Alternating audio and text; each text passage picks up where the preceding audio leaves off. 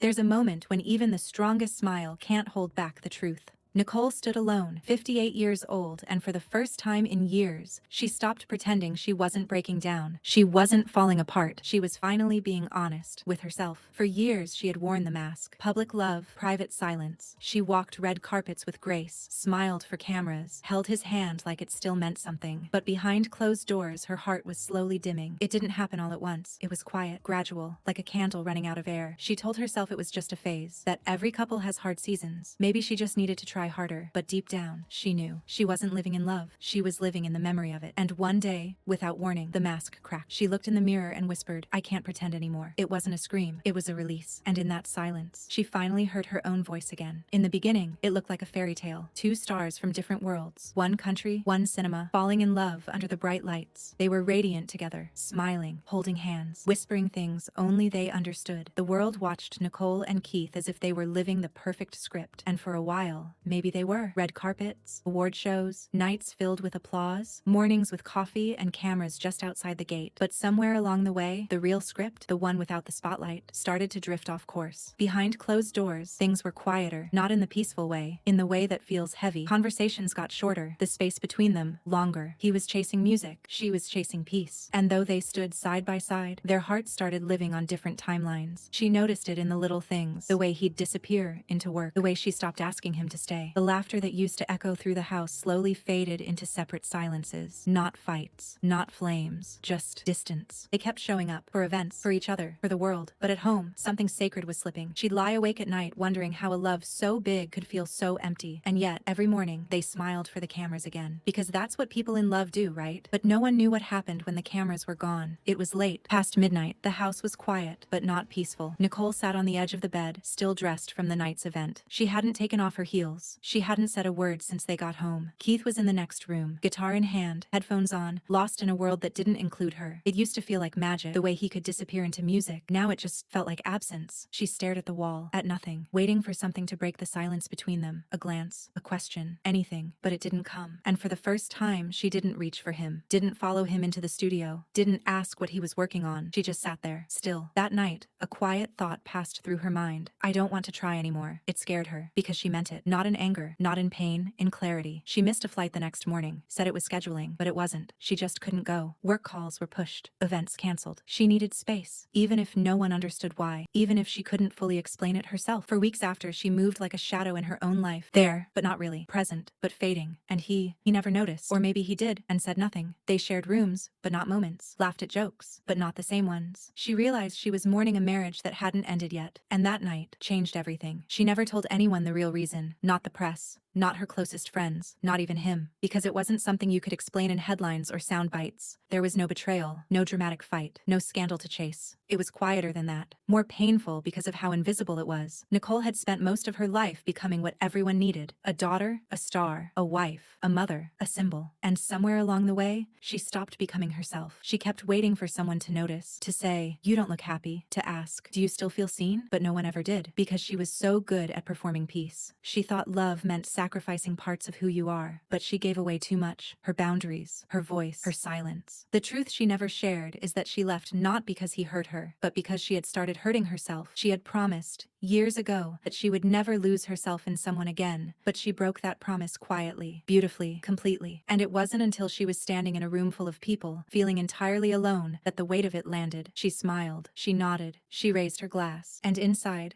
something whispered, "This is not your life anymore." That's when she knew. It wasn't about leaving him, it was about returning to her. And in that moment, it all became clear. The woman she had once been, the one with dreams, with boundaries, with fire, had been slipping away for years. She wasn't running, she wasn't hiding, she was simply forgetting how to choose herself, forgetting what she needed, forgetting what she promised. And as she looked back at it all, one truth remained. I realized I was disappearing. The world had questions. Cameras followed her through airports, red carpets, even silent walks to her car. Headlines filled in the blanks she never spoke. They said she was cold. They said she was distant. They said she left without warning, but none of them asked what it felt like to stay quiet while your heart was unraveling. Nicole watched herself on talk shows, smiling through answers she didn't believe, laughing at questions that cut too close, wearing gowns and makeup like armor, sitting beside co-stars and hosts, knowing that no one could hear the noise inside her mind. Every appearance felt like a performance. Every wave, every nod, every polite laugh carefully rehearsed. She would go home afterward, sit in silence, and wonder if anyone saw through it. Did anyone notice how tired her eyes looked? How stiff her smile had become? She second-guessed everything. Was she selfish for walking away? Was it her fault for not saying more? She replayed old interviews, analyzing every word, looking for cracks in her own story, but she never found them, because she had hidden it too well. The hardest part wasn't the noise, it was the quiet. The long nights with no one to ask how she was really doing. The fear that telling the truth would only make things worse. So she stayed silent. Not because she had nothing to say, but because she didn't think anyone would truly listen. And in all the chaos, the flash of cameras, the endless questions, no one ever asked the right question. Looking back, she doesn't feel anger anymore. Not toward him, not toward herself. Just a quiet understanding of how easy it is to lose yourself when you're trying to be everything for someone else. She no longer sees love as sacrifice. She sees it as space, room to breathe, to grow, to still feel like you. She understands now that endings aren't always failures. Sometimes, they're the most honest thing you can do. There were no villains in her story, just two people who stopped hearing each other. She forgives him, she forgives herself, and that, more than anything, is what has set her free. Peace didn't come from moving on, it came from looking inward. And not looking away this time. The version of her who stayed silent no longer runs the show. The woman she is now speaks with calm, not fear. Some truths take decades to say out loud. She remembers the sound more than the words. His voice drifted down the hallway,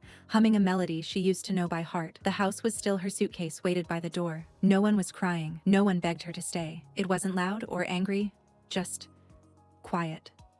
She picked up her coat, stepped into the hallway, and walked toward the door. Her heels echoed softly on the wooden floor. Steady, certain, final. She didn't slam it. She didn't look back. Because this goodbye didn't need noise, it needed peace. Years later, when asked how it ended, she doesn't give details. She just closes her eyes and says, "It ended the only way it could." And maybe that's where real love was hiding, all along.